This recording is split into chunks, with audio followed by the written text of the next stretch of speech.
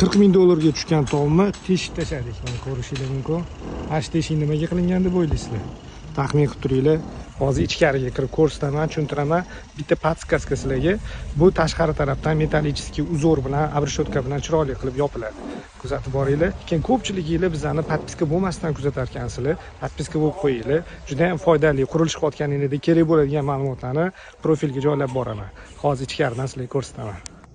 Mana ichkari tarafdan ko'rinishi o'sha teshiklarimizni bu yoq taraflarda ham shunaqa teshik bo'ladi. Sababini tushuntiraman. Bu yerda mana vitichka xonalardan chiqayotgan havoli, mana shu cherdakni холодный cherdak qismi mana bu joy qoladi. Mana bu yoq tarafdan izolyatsiya qilib turib обшивка qilinadi. Bu yoq taraflar uteplение qilinadi. Bu yoq taraf холодный cherdak bo'lib qoladi.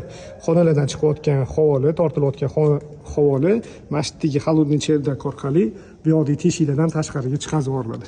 Shunaqa решение qabul qilganmiz. Mansarda qilib olib, ventilyatsiya tizimini qanaqa qilaman deb o'ylab o'tirgan bo'lsanglar, bu zo'r yechim. Bu videoni saqlanib qilib qo'yinglar. Mansardali uy qilayotganingizda, xudo xolisa kerak bo'ladi.